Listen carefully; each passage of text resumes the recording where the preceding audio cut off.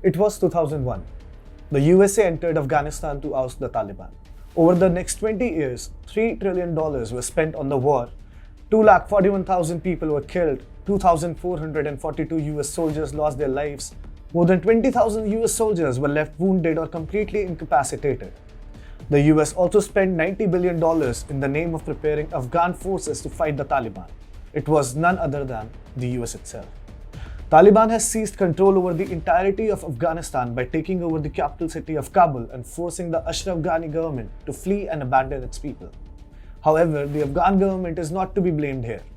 It is the US government led by Joe Biden that has timidly surrendered and undone all the works for the last 20 years in a matter of days. Taliban, the Frankenstein created by the US, has now gone full rogue and threatens to jeopardize the peace and stability of the region and in turn the world. However, how did the laboratory developed Frankenstein Taliban came into being? How did the US shape a terror outfit that threatens the existence of humanity? Our history lessons might help us. For those who forget history are often doomed to repeat it.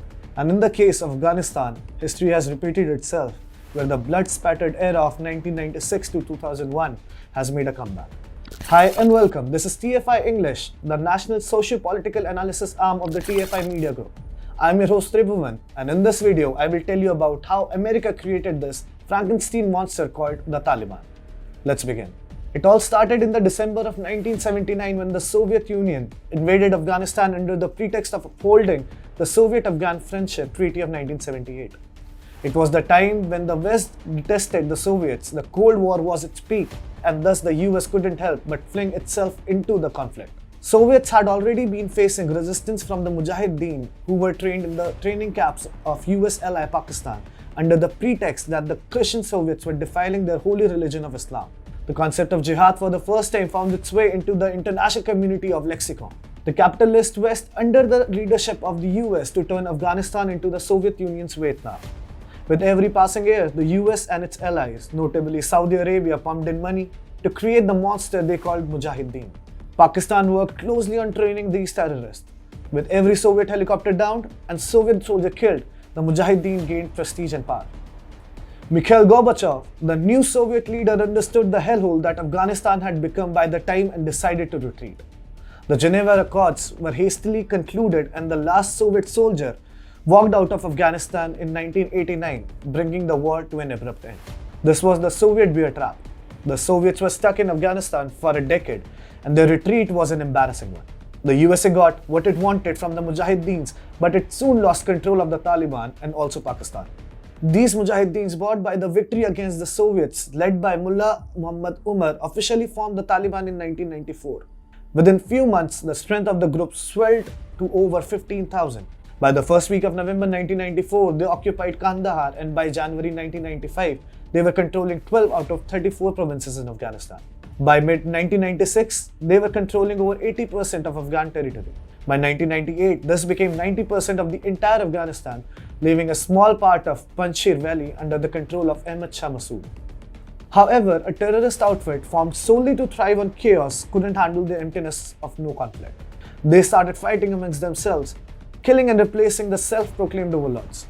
But after the Soviet Union fell and independent countries started fighting amongst themselves, the Taliban thought it would be wiser to create an Islamic caliphate by spreading the Saudi-style Islam to the newly liberated Muslim territories. Bands of Mujahideen swooped into Bosnia, Chechnya, Dagestan, Uzbekistan, and even far away Somalia to create a grand Islamic emirate, a caliphate on the Islamic Golden Period. Backed by their financiers in Saudi Arabia and mentors in Pakistan, the Mujahideen proliferated their ideas to unemployed and disenchanted Muslim youths in Europe, Asia, and Africa, creating terrorists who ultimately struck at the heart of America on 9/11. After its monster in the closet stuck painfully hard, America woke up. Osama bin Laden, which was one backed by the Americans as the next big entrepreneur looking to clean the Soviet mess in Afghanistan, conducted the biggest and most horrific terrorist strike the world has ever seen. After the attack, Osama was holed up in Afghanistan with protection of the Taliban. Thus, the US invaded Afghanistan to avenge the 9/11 attacks within 12 years of Soviet withdrawal and find Osama. However, the tables had now turned. Friends turned enemies, that is, the Taliban and other terror outfits had become implacable foes.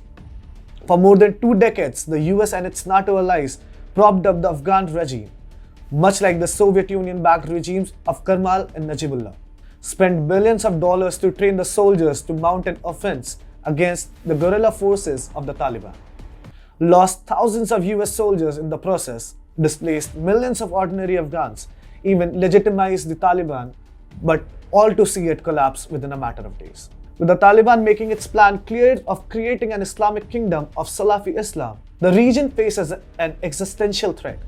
It will be a matter of time before the IS and the Taliban join the forces. Pakistan has dug a grave for itself by supporting the Taliban. However, it is the US that created, shaped, fed and funded the Taliban Frankenstein, one that is not going away anytime soon.